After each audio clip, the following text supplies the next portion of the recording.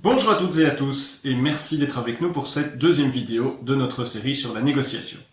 Aujourd'hui, nous allons insister sur l'importance de prendre en compte les motivations des deux parties. Commençons tout d'abord par constater que l'acquéreur potentiel et le cédant d'une entreprise n'ont pas du tout les mêmes objectifs. Ainsi, le cédant souhaite réaliser son patrimoine. L'acquéreur, lui, espère le faire fructifier. Le cédant vend le passé de l'entreprise ainsi qu'un avenir qu'il imagine très rose. L'acquéreur, lui, achète le futur de l'entreprise sur lequel il aura une vision beaucoup plus prudente. Le cédant souhaite au maximum conserver la confidentialité autour des échanges. L'acquéreur, lui, espère obtenir des informations les plus précises possibles. Le cédant vend un potentiel de développement dont il espère tenir compte dans le prix. L'acquéreur achète un potentiel de développement mais il refusera de payer pour son travail futur. Le cédant vend son travail passé. L'acquéreur, lui, investit l'épargne née de son travail passé dans son travail futur. Heureusement, un objectif commun rassemble le cédant et l'acquéreur.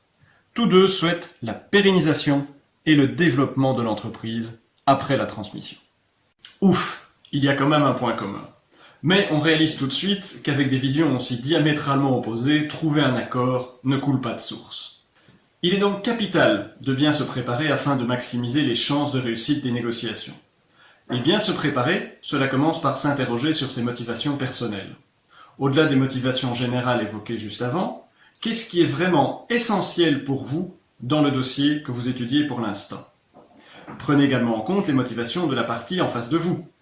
Sur quoi va-t-il être possible de négocier et sur quoi la partie adverse va-t-elle se montrer intransigeante? Illustrons cela par un cas pratique. Le cas qui s'affiche sur votre écran est inspiré de négociations réellement accompagnées par notre cabinet. Nous avons simplement modifié les chiffres afin de préserver la confidentialité des informations. Le cédant est un homme de 32 ans qui éprouve le souhait d'avoir un enfant avec sa compagne. Il souhaite donc remettre son magasin de détail ouvert 6 jours sur 7 de manière à avoir le temps de s'occuper de son enfant une fois que celui-ci sera né. Son épouse et lui ont également pour projet d'acheter une maison et il souhaite utiliser le produit de la vente du magasin afin de financer l'achat de cette habitation. Le cédant a reçu 3 offres de candidats acquéreurs.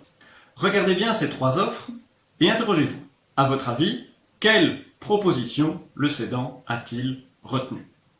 Analysons ces 3 propositions à l'aune des motivations exprimées par le cédant. Celles-ci, pour rappel, étaient les suivantes.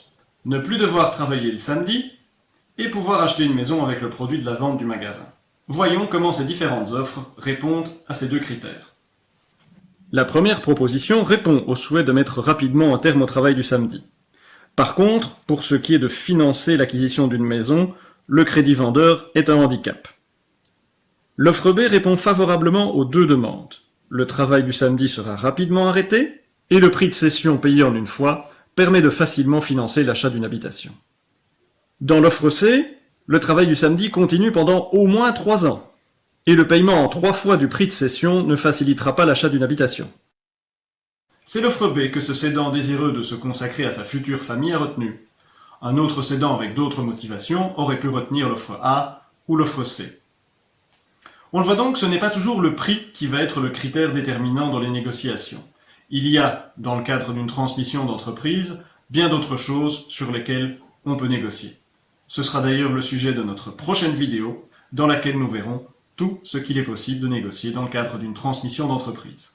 Que vous soyez cédant ou acquéreur, avez-vous déjà réfléchi à vos motivations? Qu'est-ce qui sera négociable et qu'est-ce qui ne le sera pas? Peut-être avez-vous également été déjà confronté au cours de négociations à une partie qui n'était pas transparente et dont les motivations réelles n'étaient pas celles annoncées. L'espace commentaire ci-dessous est là pour partager vos expériences. À bientôt!